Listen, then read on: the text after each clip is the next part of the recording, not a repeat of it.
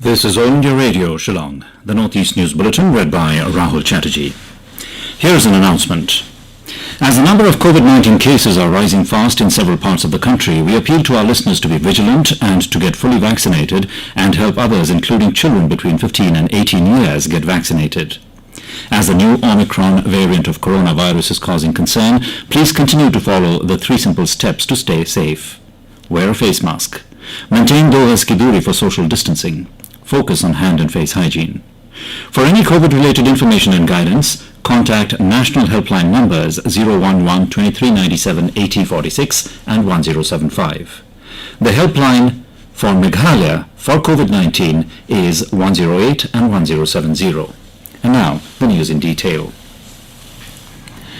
The Meghalaya Cabinet has decided to finalize all pending issues pertaining to the interstate boundary dispute with Assam. After the Cabinet meeting in Shillong yesterday, Chief Minister Conrad Sangma said that in the next few days another round of meeting will be held with the Assam government.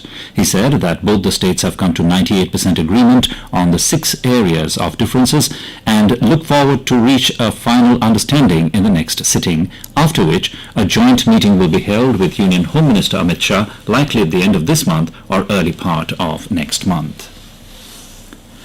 The Chinese PLA has handed over the young boy from Arunachal Pradesh, Miram Taron, to the Indian Army. Law Minister Kiren Rijiju, informing this in a tweet, said that due procedures were being followed, including medical examination.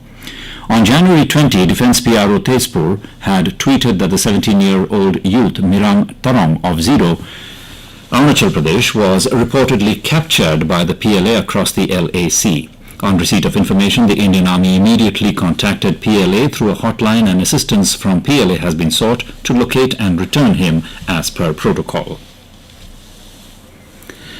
In Assam, 2 militant outfits, Tiwa Liberation Army and United Gorkha People's Organization, laid down arms before Chief Minister Himanta Biswa Sarma yesterday. A total of 77 members of the Tiwa Liberation Army surrendered from various districts of Assam. On the other hand, 169 cadres of United Gorkha People's Organization laid down arms. Our correspondent reports that the Tiwa Liberation Army was founded in 2014, while the Gorkha outfit was formed in 2007. The 2 outfits deposited 277 various types of arms and ammunition. In Manipur, the Congress has announced that the party will fight in the upcoming Manipur polls in collaboration with like-minded CPI, CPIM, RSP, JDS and Forward Bloc parties. The decision was announced during a press conference at Congress Bhavan in Imphal yesterday in the presence of leaders of the alliance parties. President of Manipur Pradesh Congress Committee N. Loken said that the public are not satisfied with the performances of the BJP-led central as well as state government. He said that the party will support the candidates of alliance parties where the Congress is not fielding its candidates. The former Chief Minister and CLP leader Okrami Bobi said that the Congress and its alliance parties will defeat the BJP and its alliance partners in the upcoming assembly polls.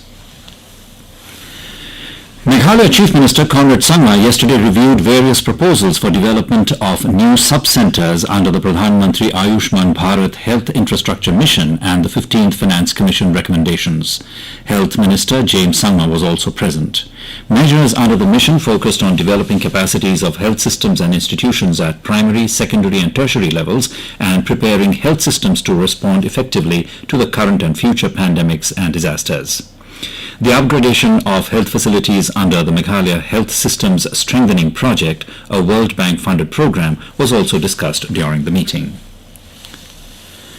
And Professor Baraplingwar, Department of Khasi, Northeastern Hill University, said that she was surprised to be nominated for this year's Padma Shri Award for her contribution in the fields of literature and education.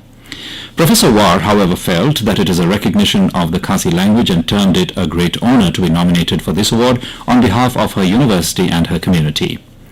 The professor said that she has tried to promote Khasi language at whatever platform she presented, whether nationally or internationally. She hoped that the Khasi language will be included in the 8th schedule of the Constitution. And with that, we end the Northeast News Bulletin, which came to you from All India Radio, Shillong. Have a nice day.